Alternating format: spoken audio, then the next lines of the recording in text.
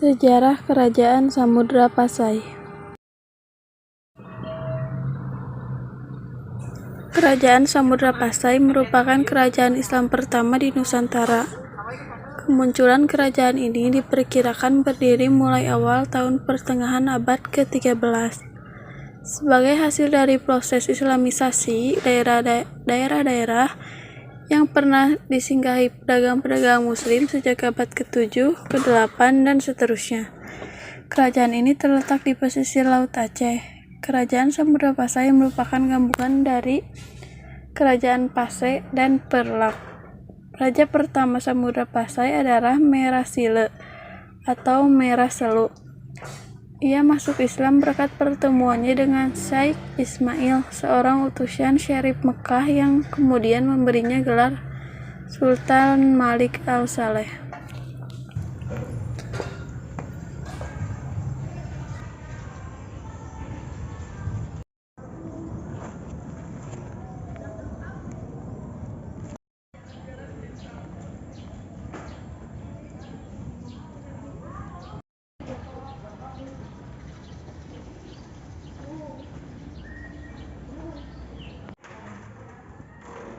Saya Syekh Ismail ingin bertemu dengan Merah Selu.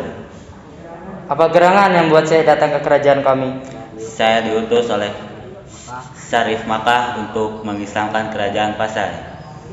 Jika ini perintah dari Syarif Makkah, mulai saat ini saya akan memeluk agama Islam, dan Islam akan menjadi agama kerajaan kami. Terima kasih atas ketersediaannya, maka saat ini kuberi kau gelar Sultan Malik Al-Saleh. Setelah itu, mayoritas penduduk Pasai memeluk agama Islam, dan kerajaan pun terus berkembang.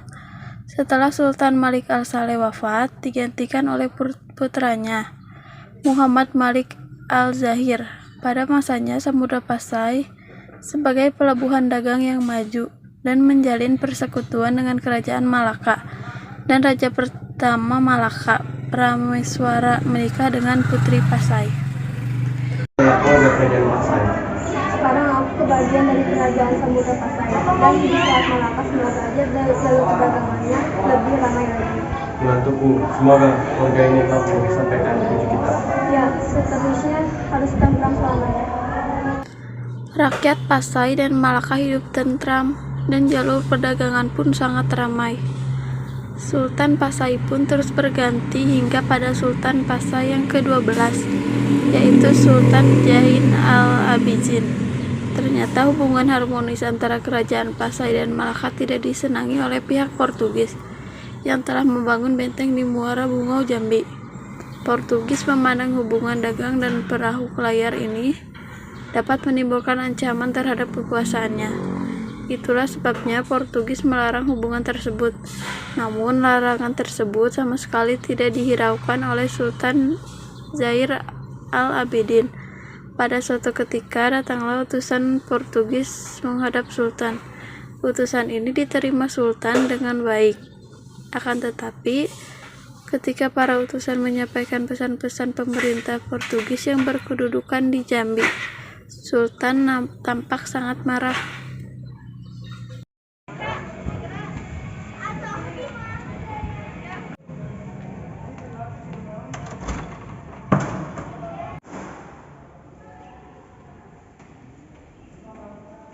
Adalah utusan dari Portugis ingin menyampaikan satu hal. Apakah itu?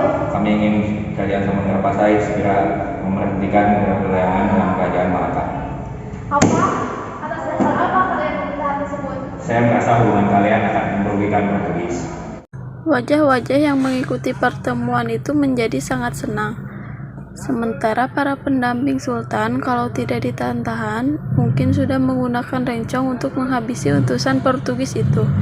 Di pihak lain, para utusan Portugis tanpa berkata sepatah pun segera meninggalkan tempat pertemuan dan kembali ke kapal mereka dengan tergopoh-gopoh.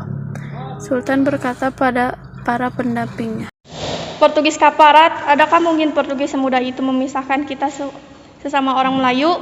Kalian bersiap-siaplah sekarang, mereka tahu benar menggunakan situasi. Cepat atau lambat, Portugis pasti akan menyerang negara kita. Aku pun berpikir seperti itu, Sultan. Panglima, segera latih dan siapkan pasukan untuk berperang melawan Portugis. Baiklah tuanku. Sahabat kembali berlatih perang. Ya, aku juga. Aku sangat yakin kita akan hebat menang lagi. Ngomong-ngomong, Panglima kemana? Lama sekali dia datang. Nah, itu dia.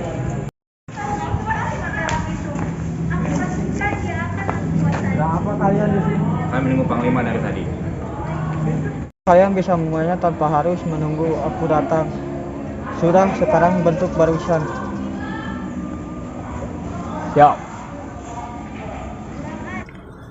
Pasukan memanah secara berurutan. Kemudian Sultan Zain al-Abidin pun datang untuk menguji pasukannya. Bagus, bagus. Tak diragukan lagi kemampuanmu, Panglima. Rupanya kau pandai membangun armadamu sendiri. Terima kasih Baginda. Melalui pasukan ini aku berharap dapat melindungi dan mempertahankan Samudra Pasai. Pasti bisa. Ya sudah, berikan pedang kepada mereka. Biar aku uji keahlian mereka dalam menggunakan pedang. Baik Sultan. Kemudian terjadilah perang antara kerajaan Samudra Pasai dan Portugis.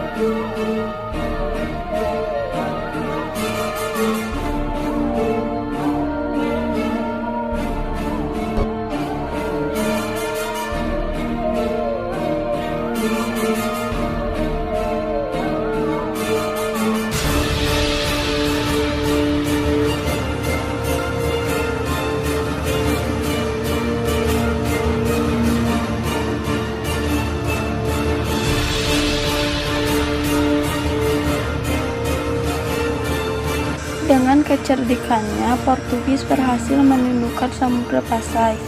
Dengan demikian, berakhirlah masa pemerintahan Kerajaan Samudra Pasai dan Portugis menguasai selatan Malaka pada tahun 1511 sampai 1520. Selanjutnya, Kerajaan Samudra Pasai dihisap oleh Kesultanan Aceh yang timbul tahun 1520-an.